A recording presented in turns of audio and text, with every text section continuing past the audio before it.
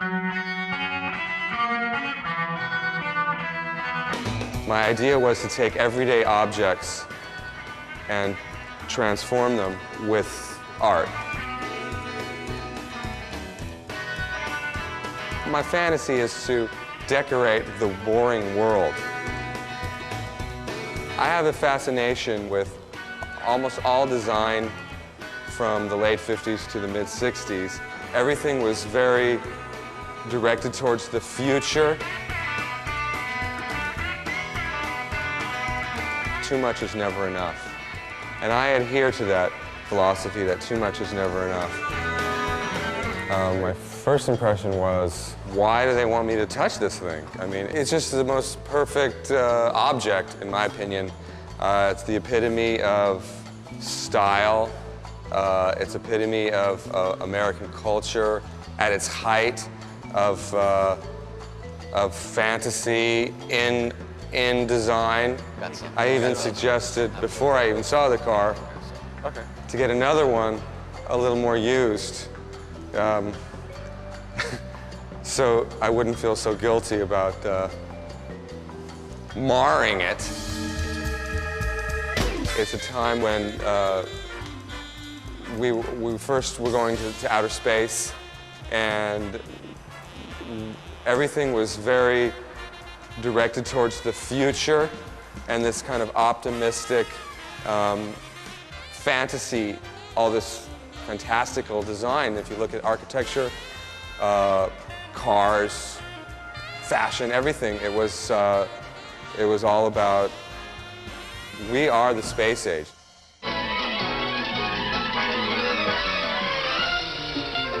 It was a very incredible moment. And then I think what happened was there was like disillusionment. We were promised we were going to outer space. When I was a kid, you know, they told us that by the 1980s we'd just buy a ticket and get on the rocket and we get to go. So I really believed that. I decided that I didn't want to give up that dream. So I just kind of kept it going. It just gives me hope.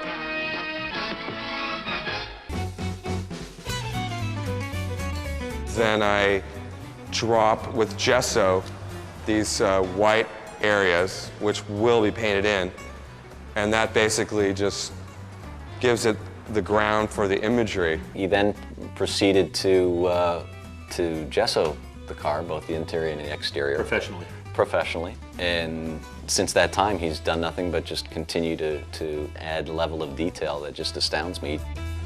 I'm just starting now to paint in some of the shapes with color, and then later I'll render them.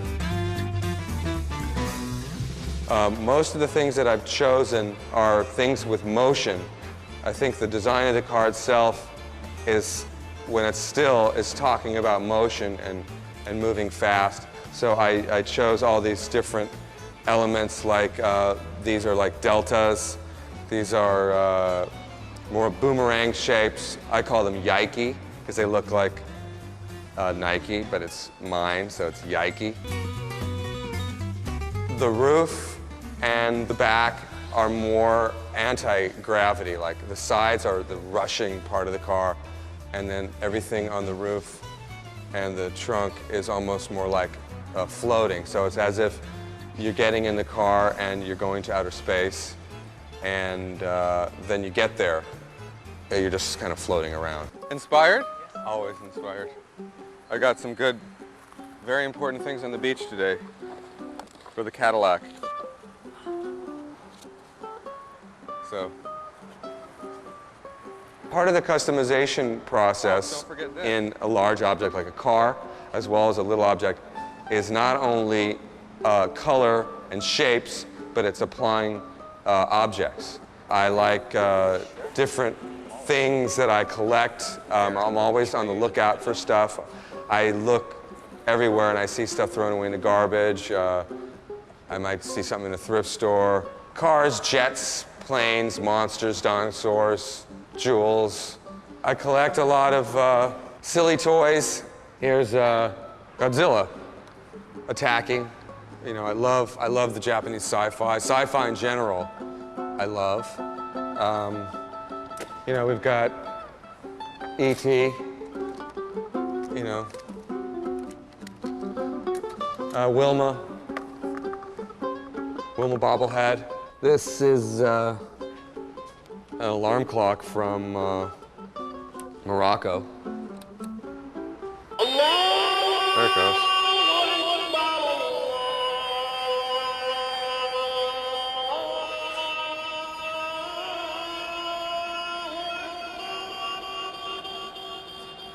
This is another very cool toy. Part of that whole culture, you know, that I love, which is forward motion. A bright and optimistic future. Move forward. It was very difficult to do anything to this interior because it was so perfect. Rarely, when do you get to see a 1960 Cadillac, you know, so perfectly new inside? I felt almost like wrong, like what I'm doing is wrong, like my mom was gonna come running out yelling at me any moment because I was painting the interior of the car, let alone the exterior, the upholstery.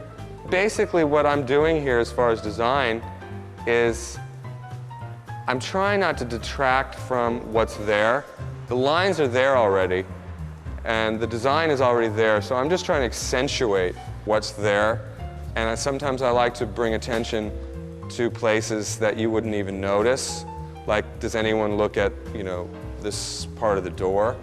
It's kind of a non-spot as far as design goes, but when you're actually getting in and out of the car, you know, you see all this stuff. So I'm trying to honor what's there.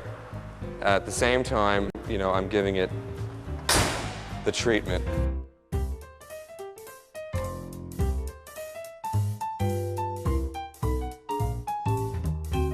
It's not the kind of car that's blending in, and so I wanted to take that even further. So when we arrive somewhere at night, we're going to have tracer lights running around the bottom. We're going to have lights in the trunk. There's going to be a whole scene in the trunk. We're going to have lights under the dash, inside the grille. You know, it's a spectacle, and it's a parade, and I just want to embrace that and play it up and have fun with it. Even more so, there's going to be rhinestones, you know, running all over the place. It's going to be, you know, very glitzy. Some might think a little too much, but as an old friend of mine, Morris Lapidus, the architect, said in his book, too much is never enough. And I adhere to that philosophy that too much is never enough.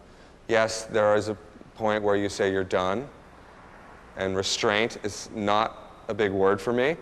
I feel if you're going to do something, then you might as well just do it to the fullest.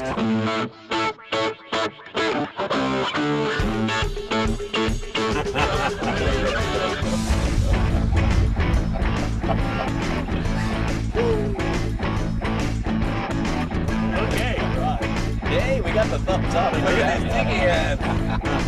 Guiding us.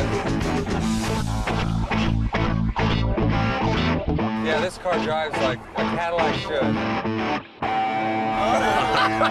Nobody cares. Get attention. Nothing to see here. Nothing to see.